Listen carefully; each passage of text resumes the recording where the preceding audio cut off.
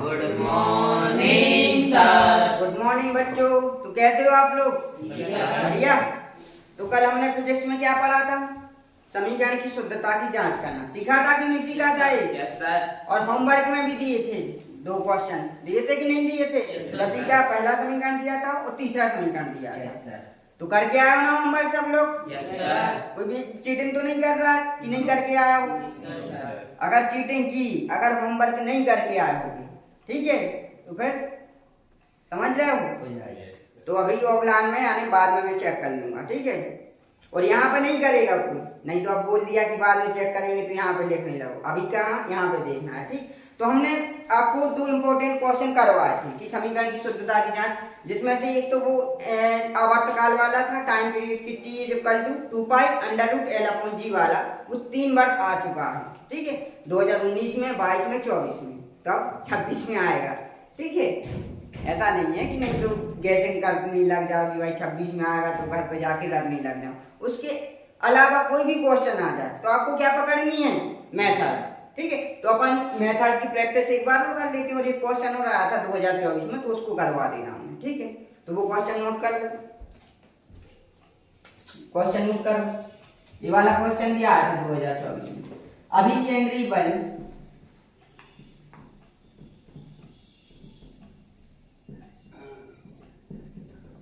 अभिकेंद्री बल के सूत्र F = mv²/r की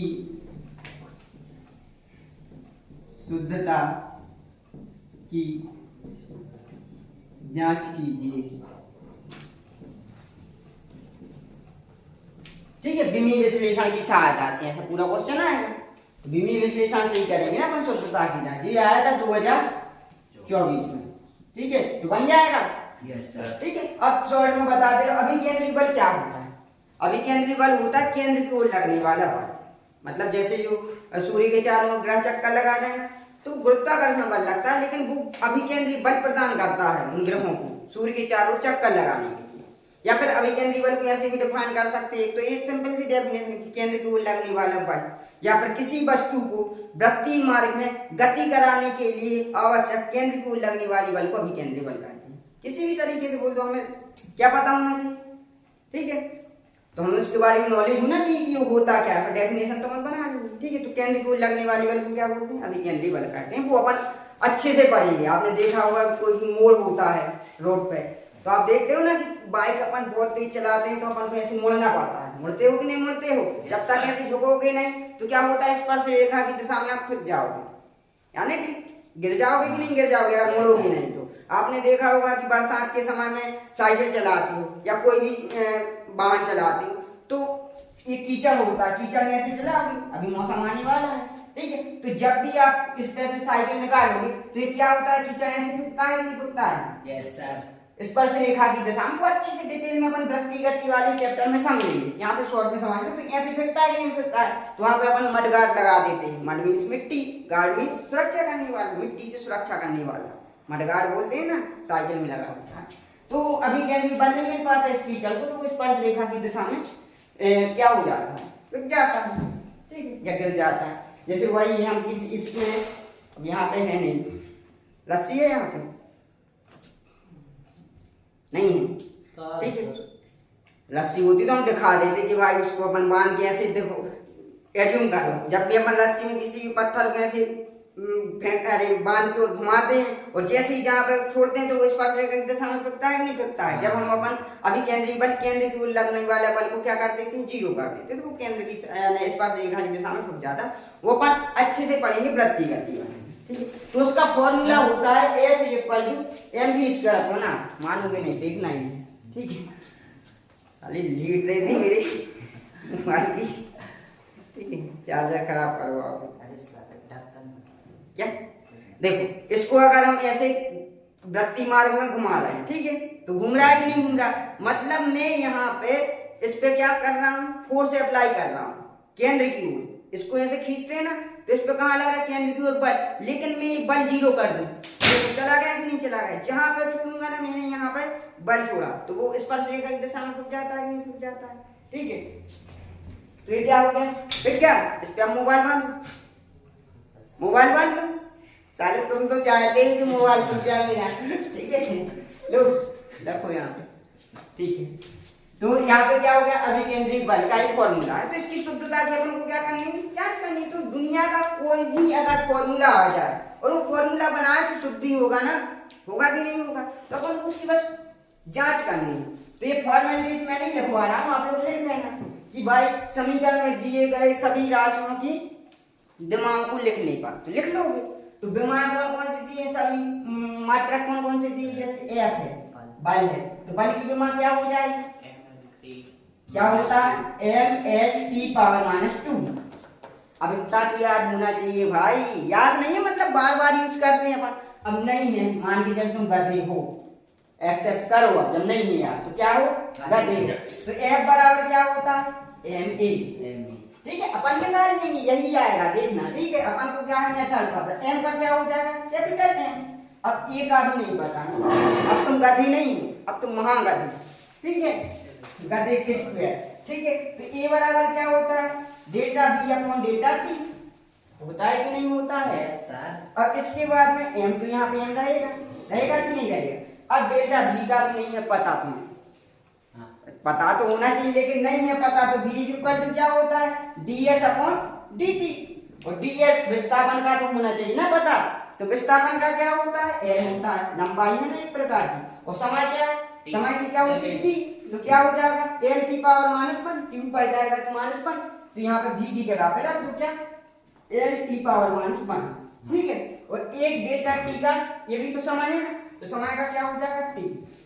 तो इसका क्या हो गया? m l तो ऊपर है तो l हो गया, और t पावर -1 तो e ऊपर जाएगा तो -2 हो जाएगा कि नहीं हो जाएगा? तो क्या हो गया? t power -2। गधो, ये क्या आ गया? आ गया कि नहीं आ गया? Yes sir. ठीक है? तो ये डायरेक्ट इतना याद होना चाहिए बल का, ठीक है? याद नहीं मतलब बार बार यूज करते तो ऑटोमेटिक हो जाता। और अगर जांच करनी है कि भाई हम गधे हैं थोड़ी नहीं लिख पाएंगे या कंफ्यूजन, तो अपन ऐसे निकाल लोगे। इसीलिए तो मेथड सिखाई भाई, नहीं तो मैं डायरेक्ट नहीं बोल देता ये याद कर लो, बोल सकता था कि नहीं, लेकिन कहाँ तक याद कर लोगे? 1 2 4 10 15 20 50 तक कर लोगे, लेकिन 1080 में थे व्युत्पन्न राशियां पढ़ी थी ना अपन ने, व्युत्पन्न राशियां और व्युत्पन्न मात्रक, तो उनमें डिफरेंस देखा था ना। तो उसमें आप बोलते थे कि मूल मात्रक या मूल राशियां कितनी थी? 7, लेकिन व्युत्पन्न मात्रक और व्युत्पन्न राशियां कितनी होती थी? 80 में। तो उनको अपन याद नहीं कर पाएंगे, इसलिए मेथड से निकाल लोगे। तो ये हो गया बल की दिमाग, हो गई कि नहीं हो गई? बल की दिमाग क्या हो गई? M L T power -2। अब इसके बाद क्या लिखा? एम लिखा है कि नहीं लिखा? एम क्या है? द्रव्यमान। द्रव्यमान की दिमाग क्या होती है? Capital M. अब यहाँ पे क्या लिखा है? वेग। अभी वेग की निकाली थी ना, एल टी पावर -1 रब कर दिया, नहीं है पता तो निकाल लो कि वेग बराबर क्या होता है? ds अपॉन dt, या ds अपॉन dt लिख दो, या डेल्टा s अपॉन वो लिख दो। तो s क्या है? विस्थापन। तो विस्थापन की क्या होती है? और समय की क्या होती है? t। तो l की पावर -1, तो यहाँ पे v का क्या हो जाएगा? l की पावर -1, ठीक है? ये हो गया। अब क्या लिखा है? m हो गया, v हो गया, r लिखा है। r क्या है? रेडियस है। रेडियस है कि नहीं है? रेडियस मतलब त्रिज्या। तो त्रिज्या को किस में मापते हो आप? लंबाई में मापते हो कि नहीं? कि सेंटीमीटर, मीटर या कुछ भी। तो ये क्या हो जाएगी? इसकी दिमाग एल हो जाएगी, लेंथ मतलब लंबाई। देखो सभी की हो गई कि नहीं? जितनी राशियां दी थी अपन ने लंबाई लिखी। अब दोनों पक्षों की अपन क्या कर दो? तुलना कर दो। यही रख देते ना कि समीकरण में सभी विमाओं को रखने पर, ये लिख लेना यार बच्चों जैसे, ठीक है? मैं बस मेथड बता रहा हूँ। तो अपन को क्या रखना? एफ की जगह पे क्या रख देंगे? एम एल टी पावर -2 बराबर लगा एम की जगह पे विमा क्या रखेंगे? एम, ये रख दी। अब क्या लिखा है? v, तो v की विमा क्या है? L T power -1। इसमें क्या लगा है? स्क्वायर, स्क्वायर लगा दिया। अब नीचे देखो क्या लिखा है? r, r की विमा क्या होती है? l होती है कि नहीं होती? अब देखो यहाँ पे क्या हो जाएगा? m तो हो जाएगा, l का स्क्वायर है तो क्या हो जाएगा? l स्क्वायर हो जाएगा कि नहीं? स्क्वायर लगा है। और यहाँ पे क्या हो जाएगा? t पावर -2, 2 का गुणा होगा 1 में, तो 2 एकम 2, और नीचे क्या है? एक l है कि नहीं है? Yes sir. और यहाँ पे क्या चल रहा है? m l t पावर -2, एक l से एक l कैंसिल हो जाएगा कि नहीं हो जाएगा? तो यहाँ पे क्या बचा? m l t power -2। और ऊपर देखो तो यहाँ पे m बचा, e कैल से l कैंसिल हो गया तो क्या बचा, e कैल बचा और t पावर माइनस। अब देखो RHS बराबर LHS, LHS बराबर RHS। जब दोनों पक्ष बराबर हैं तो अपन ऐसे लिख देंगे कि समीकरण में दिए गए दोनों पक्षों की विमाएं क्या है, समान है, अतः समीकरण क्या है, शुद्ध है। तो हो गई शुद्धता की जांच। ठीक है, अब उसको लैंग्वेज में डाल लेना तुम लोग। मेथड सीखो ना, अपन को क्या करना है, एक एक राशि का विमीय सूत्र लिखना है, विमाएं लिखनी है और उनकी क्या कर देंगे तुलना। और जब दोनों इक्वल आ जाए, वो तो इक्वल आएंगे ही यार, कोई फॉर्मूला बनाए तो सही बना होगा। ठीक है, तो ये 2024 में आया था। ऐसे क्वेश्चन आते हैं छोटे छोटे, लेकिन याद करके जाओगे तो बस ये कंफ्यूजन रहेगा कि -1 था, -2 था, कि स्क्वायर था, कि क्यूब था। लेकिन मेथड सीख के जाओगे तो मन कभी गलत नहीं होगा।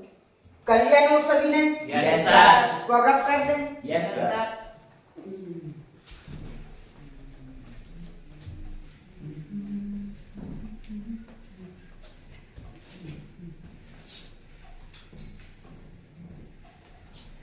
चलो ठीक है, तो अपन ने क्या देख रहे हैं, विमीय विश्लेषण के अनुप्रयोग देख रहे हैं। तो शुद्धता की जांच तो बन जाएगी, पहला पॉइंट यही था ना। अब दूसरा पॉइंट आप लोगों ने देखा होगा, उसमें लिखा था कि विभिन्न भौतिक राशियों के मध्य संबंध स्थापित करना। हाँ। कर सकते हैं कि नहीं कर सकते, तो उस पर क्वेश्चन भी आता है। ठीक है, वैसे वो पर्टिकुलर सिंगल क्वेश्चन तो आ ही सकता है कि विमीय विश्लेषण के अनुप्रयोग लिखिए, लेकिन इस पे ऐसे क्वेश्चन भी आ सकता है कि कोई भी भौतिक राशि इन मात्रकों पर निर्भर करती है या इन राशियों पर निर्भर करती है, तो उनकी बीच में संबंध स्थापित कीजिए विमीय विश्लेषण के द्वारा। ठीक है, तो वो क्वेश्चन नोट कर लो, 2-3 साल आया है। ठीक है पिछले, ठीक है, तो लिखो क्वेश्चन लिखो।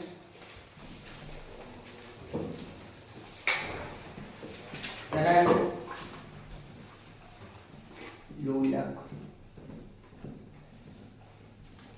का आवर्तकाल टी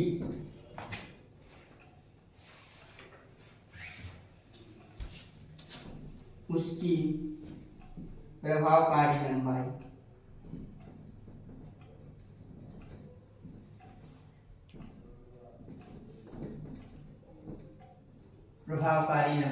L तथा गुरुत्वीय त्वरण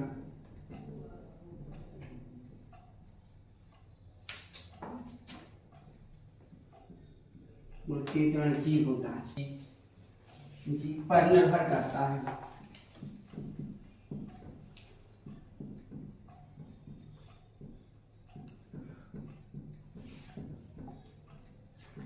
निर्भर करता है विमीय समीकरण की सहायता से,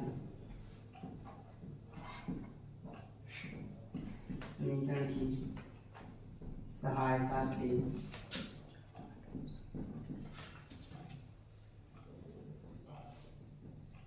उनकी मध्य संबंध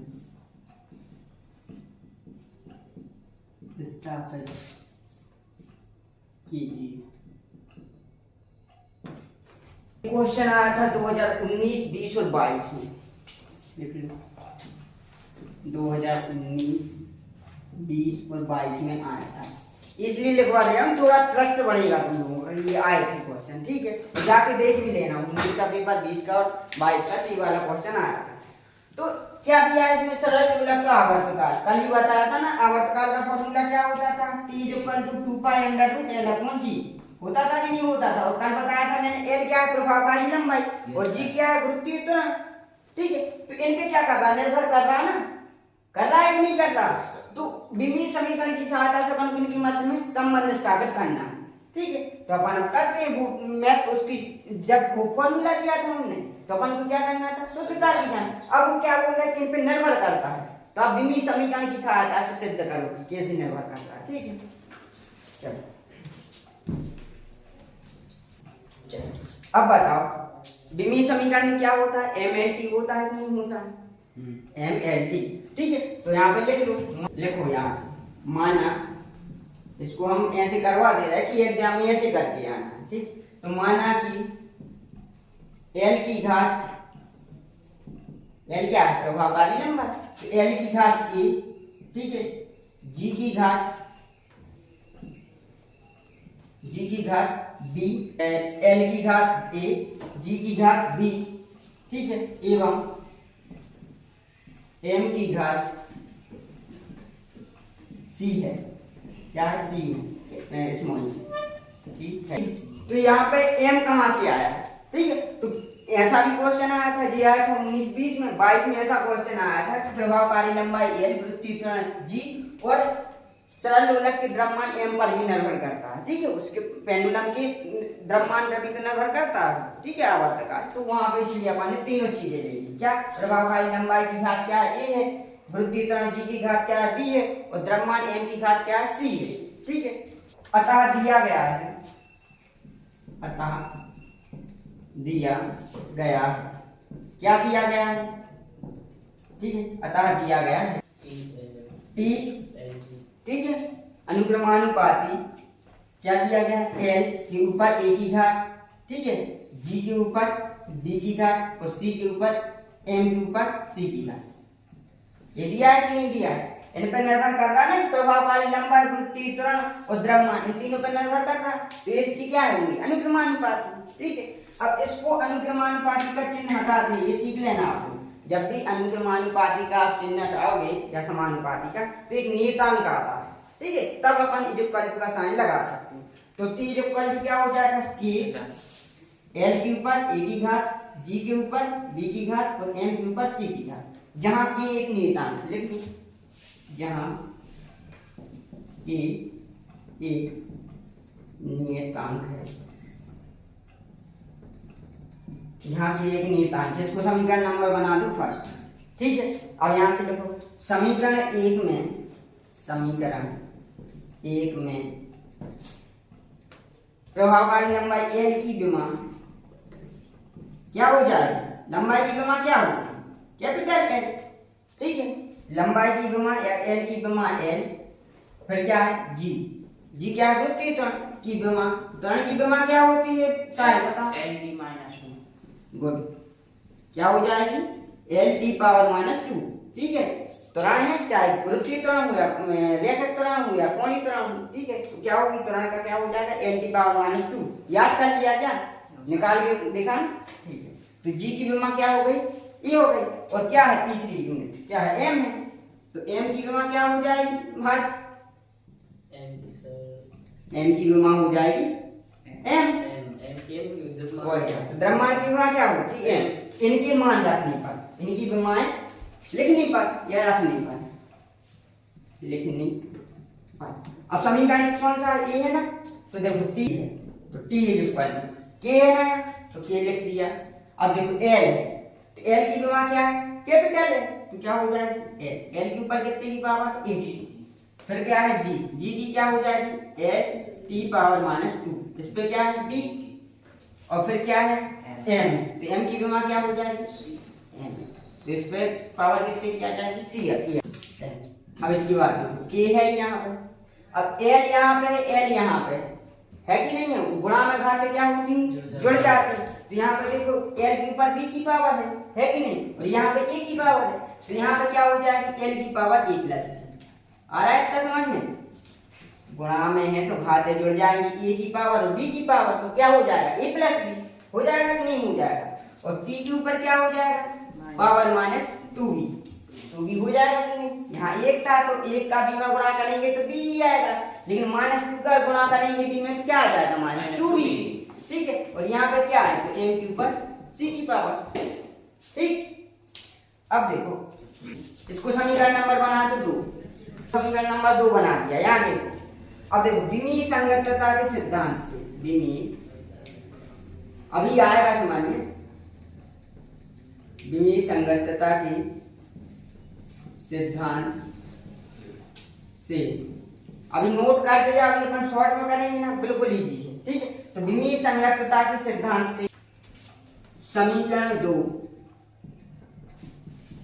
तब शुद्ध होगा, तब शुद्ध होगा जब a + b = क्या हो? 0। आप बता, विमीय संगतता अभी अपन ने क्या करते थे? शुद्धता की जांच करते थे। तो शुद्ध कब होता था? जब RHS बराबर क्या हो? LHS। तो यहाँ पे देखो, यहाँ पे क्या है, टी है कि नहीं? टी की भी मान तो टी ही होती है। तो यहाँ पे अपन टी की तुलना नहीं करेंगे। यहाँ पे एल बताओ, यहाँ पे एल है क्या? नहीं है कि नहीं है? नहीं है। तो एल अगर अपन मान लेंगे तो एल की पावर 0 हो जाएगी कि नहीं हो जाएगी? तो एम की पावर भी 0 तभी तो होगी भाई, पावर 0 होगी तभी तो वो है नहीं। अगर एक की पावर होती तो एल होता, तो किसी पे पावर 0 हो तो उसका मान क्या होता? एक। तो इसका एक मान है तभी तो टी का टी। तो इस पे अब देखो दोनों पक्ष यदि बराबर है, एक्स के ऊपर कितने की घात है? एम की घात है, ठीक है, और एक्स के ऊपर बी की घात है या एन की घात है, ठीक है। तो क्या होता है, एम बराबर एन हो जाता है कि नहीं? आधार समान हो तो घात बराबर हो जाती है कि नहीं? 10th में पढ़ के आए हो कि नहीं पढ़ के आए हो भाई? मैथ तो इतनी आनी चाहिए, ठीक है। तो क्या हो जाती है, आधार समान हो तो घात समान हो जाती है। तो यहाँ पे देखो घात कितने की? a प्लस बी एल की, और इस साइड एल की घात कितनी है? 0। तो a plus B equal to क्या हो जाएगा? 0 हो जाएगा कि नहीं हो जाएगा? तुलना कर रहा है अपन, विमीय संगतता क्या होती है कि जब तुलना करते हैं। अब देखो यहाँ पे क्या लिखा है? -2b है कि नहीं है? तो यहाँ पे देखो -2b इक्वल टू क्या हो जाएगा? t की पावर 1 है कि नहीं है? तो यहाँ पे क्या हो जाएगा? 1 भाई, -2b t के ऊपर कितने की घात? -2b की, और यहाँ t के ऊपर कितने की घात है? 1 की। तो ये घातों की तुलना हो जाएगी कि नहीं? आधार समान है तो घातें समान होंगी। तो -2b बराबर क्या हो जाएगा? 1, और c का मान कितना हो जाएगा? 0। m यहाँ पे है ही नहीं, तो m की पावर कितने की घात है? c की घात है, तो क्या हो जाएगा यहाँ पे? 0 की। तो c का मान क्या हो जाएगा? 0। अब देखो c का मान पता चल गया अपन, और b का मान पता चल जाएगा। कैसे? तो b इक्वल टू क्या हो जाएगा? 1/2, और माइनस का भी पक्षांतर होगा, तो b का मान कितना होगा? -1/2। सर बोलो तो ये कह रहे हैं बी सेक्शन का लग रहा है क्या? ये जो बी बना रहा है यहाँ पे सेक्शन का लग रहा है। B6 ऐसे लग रहा, तो भाई हम बोल तो रहे हैं, ठीक है, ये क्या है? B है, ठीक है, बोल तो रहे हैं, 6 थोड़ी बोल रहे हैं, ठीक है। अब लगने को तो कुछ भी लग सकता है। तो b इक्वल टू क्या हो जाएगा? -1/2। तो b का मान आ गया, c का मान आ गया, तो a का मान नहीं निकाल पाओगे क्या? a का मान ऑटोमेटिक आ जाएगा, इसमें रख दो। तो a प्लस b की जगह पे क्या हो जाएगा? -1/2 इक्वल टू 0। a का मान क्या हो जाएगा? 1/2 प्लस का हो जाएगा कि नहीं हो जाएगा?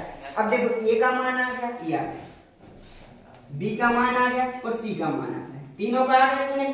अब a b c के मान समीकरण 1 में रखेंगे। अब तीनों के मान आ गए ना, अब a b c के मान समीकरण 1 में रख दी। किस लिए निकाले थे अपन? रखने के लिए, किसी दिखाने के लिए निकाले थे, ठीक है, रखने के लिए रखे थे। तो यहाँ पे रख दे हम समीकरण 1 में। तो देखो समीकरण 1 क्या कहता है आपका? यहाँ से ब्लैक से कर दे रहा हूँ तो समझ में आएगा, इसके नीचे लिखना है, ठीक है। तो t इक्वल टू क्या है? k है। अब यहाँ पे क्या लिखा है? l। तो l की पावर क्या है? a का मान कितना है? 1/2। तो a की l की पावर 1/2, ठीक है। फिर क्या लिखा है? g लिखा है कि नहीं लिखा है? ठीक है। तो g की पावर क्या है? b है, तो b का मान कितना है? -1/2। फिर क्या है? m है, m की पावर कितनी है? c, और c का मान कितना है? 0। तो m की पावर 0 हो गया कि नहीं? अब देखो t इक्वल टू की हो गया। अब 1/2 की पावर क्या होती? अंडर रूट होती कि नहीं होती? कल भी बताया था, अंडर रूट मतलब 1/2 की पावर, और यहाँ क्या है? -1/2, तो वो नीचे चला जाएगा कि नहीं? हो एक बार होगा, l की पावर 1/2 और g की पावर 1/2।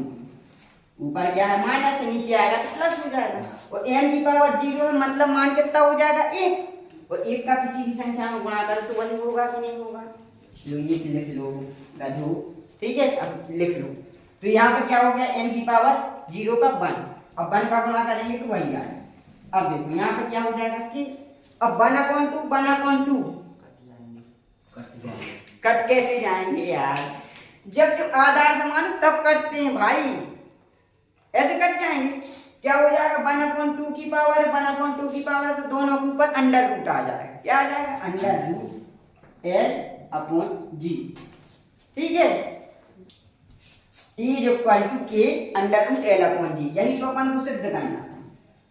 अब बोलोगे कि वहां पर होता था 2π, तो k क्या है? एक नियतांक है, और 2π क्या है? नियतांक। कल लिखवाया था कि जिसका मान नियत हो, पाई का मान नहीं आते होता है ना कि नहीं होता 3.14 तो भी तो एक फिक्स संख्या है, उसका मान भी नहीं आते। तो क्या हो गया t is equal to k under root l upon g। तो ये फॉर्मूला आ गया कि नहीं आ गया? लो तो ये सिद्ध हो गया, इनके बीच में संबंध स्थापित होगा कि नहीं कि भाई जो आवर्तकाल है वह प्रभावकारी लंबाई l और गुरुत्वीय त्वरण g पर निर्भर करता है, इन पे डिपेंड करता है। यदि लंबाई को आप बढ़ाओगे तो आवर्तकाल बढ़ जाए और गुरुत्वीय त्वरण को बढ़ाओगे तो आवर्तकाल घट जाए, क्योंकि ये क्या है इनवर्स प्रोपोर्शनल है, व्युत्क्रमानुपाती। उस दिन बताया था ना अनुक्रमानुपाती में वो होता है कि जो उसमें इफेक्ट करते हो या बदलाव करते हो सामने वाले पे तो दूसरे में चेंजेस होते भाई, लेकिन व्युत्क्रमानुपाती में उल्टा होता है कि भाई सामने वाले को बढ़ाओगे तो ये घटेगा और उसको घटाओगे तो ये बढ़ेगा व्युत्क्रमानुपाती में। तो ये हो गया कि नहीं हो गया? बस यही अभीष्ट संबंध लिख लेना, यही अभीष्ट संबंध है। अब देखो हमें पता है आप लोगों को अच्छी से समझ में नहीं आया तो वो मैंने एग्जाम में ऐसे लिखना शॉर्ट में बताया, अब आएगा अच्छी से समझ में, ठीक है। चलो लिखना कर दो बंद। अब यहाँ पे अच्छे से देखो तो क्या है क्वेश्चन आपका ऐसा आएगा कि भाई सरल लोलक आवर्तकाल t जो होता है वह उसकी प्रभावकारी लंबाई है, गुरुत्वीय त्वरण g और उसके द्रव्यमान। दूसरा क्वेश्चन आया था 2022 में, उसमें द्रव्यमान भी ऐड कर दिया था और करता भी द्रव्यमान पर भी क्या करता है डिपेंड करता है। तो द्रव्यमान m पर निर्भर करता है, तो विमीय समीकरण की सहायता से उनके बीच में अपन को क्या करना है संबंध स्थापित करना है। तो भाई अच्छे से लिख लेना आपको नोट्स में बना के और कॉपी में भी लिखना एग्जाम की, तो वहां पे लिखना कि माना कि l की घात क्या है a है, एक एक को लेके जाओ, l की घात क्या है a है, g की घात क्या है b है और m की घात क्या है c। तो अब इसमें दिया गया क्या दिया गया कि इन पर क्या करता है निर्भर करता है। तो क्या कर दिया t समानुपाती क्या होता है यानी समानुपाती l की पावर a g की पावर b और m की पावर c। अब इसको अपन अनुक्रमानुपाती का चिन्ह हटाते हैं ना तो क्या आ जाता है नियतांक आता है, तो अपन ने वो नियतांक मान लिया k, तो k आ गया l की पावर a g की पावर b और m की पावर c। जहां पर k क्या है, जहां पर k एक नियतांक है। अब समीकरण इसको एक बना दिया था अपन, समीकरण एक में l की विमा क्या होती है तो प्रभावकारी लंबाई की विमा क्या होती है g की विमा क्या होती है l की पावर -2, g क्या है त्वरण है, त्वरण की होती है, m की पावर क्या है कैपिटल है। मैंने बोला था ना कि भाई वो 7 राशियां 7 मात्रा और 7 विमाएं कर लो ना हमेशा काम में आएंगी, ये आ रही है कि नहीं आ रही, ठीक है। अब यहाँ पे बोला तो l की जगह पे क्या रख दिया l रख दिया, g की जगह पे l की पावर -2 रख दिया, m की जगह पे m रख दिया और घात लगा दी। अब इसके बाद देखो क्या कर दिया l यहाँ पे इस पे l पे पावर क्या है a की और l पे पावर किसकी है b की, तो ये ऐड हो जाएंगे कि नहीं हो जाएंगे, गुणा में घात क्या हो जाती है जुड़ जाती है, l की पावर a प्लस b, ठीक है, और t की पावर क्या हो जाएगा -2b और m की पावर क्या हो जाएगा c। समीकरण नंबर 2 बना। अब विमीय संगतता के सिद्धांत से क्या होगा कि समीकरण 2 तब शुद्ध होगा जबकि इनकी विमाएं क्या हो समान हो। भाई अभी किया था ना अपन ने, समीकरण शुद्ध कब होता था जब दोनों पक्षों की विमाएं क्या होती थी समान, कहते थे ना कि LHS और RHS की विमाएं समान है अतः समीकरण क्या है शुद्ध है। तो ये तभी शुद्ध होगा जब इनकी विमाएं क्या हो समान। तो देखो एक एक की करो अपन, t की विमा देखो, t की विमा कितनी है एक की पावर है कि नहीं, तो देखो यहाँ पर देखो t कहाँ पे है ये है, तो -2b बराबर क्या हो जाएगा -2b बराबर 1 हो जाएगा। यहाँ से करेंगे -2b बराबर क्या हो जाएगा 1, तो b बराबर क्या हो जाएगा -1/2। पक्षांतर तो करना जानते हो कि नहीं जानते हो। अब इसके बाद देखो l की विमा है क्या यहाँ पे नहीं है, l की विमा कितनी है 0 है, तो l की पावर कितनी है a प्लस b, तो a प्लस b जो कर क्या हो जाएगा 0। अब इससे तो मान आएगा नहीं, लेकिन यहाँ b का मान आ गया तो b का मान यहाँ पे रख देंगे अपन, तो e का मान आ जाएगा a/1/2, ठीक है। और c की विमा क्या है m की विमा मतलब क्या है 0 है, तो c इक्वल टू क्या हो जाएगा 0। अब a b c तीनों की मान आ गए तो अपन समीकरण नंबर 1 में रख देते हैं, तो यहाँ पे रख दिए हमने कि l की पावर 1/2 और g की पावर -1/2 और m की पावर 0। अब इनको रख दो कि ये क्या है -1/2, तो माइनस की आगे नीचे जाएगी प्लस क्यों हो जाएगी 1/2 प्लस क्यों होगा, तो m की पावर कितनी है 0 और किसी पे पावर 0 हो तो क्या हो जाता है उसका मान 1 लिख दिया। लो 1/2 का मान कितना होता है अंडर रूट, तो अंडर रूट के अंदर भरते हैं और ये इसका फॉर्मूला होता है आवर्तकाल का, ठीक है। तो यही अभीष्ट संबंध आ गया समझ में, क्वेश्चन आया था 3 साल का, ठीक है। तो इसको अभी नेक्स्ट ईयर आ भी सकता है, तो अच्छे से कर लेना। बस यार ये लिख के आना है, ठीक है एग्जाम, लेकिन समझने के लिए बस इतना है कि अपन को क्या हो, विमाएं पता हो और थोड़ी सी मैथ्स आती हो तो आराम से बना लो, ठीक है। इसको रब कर दें यार, Yes, sir. चल।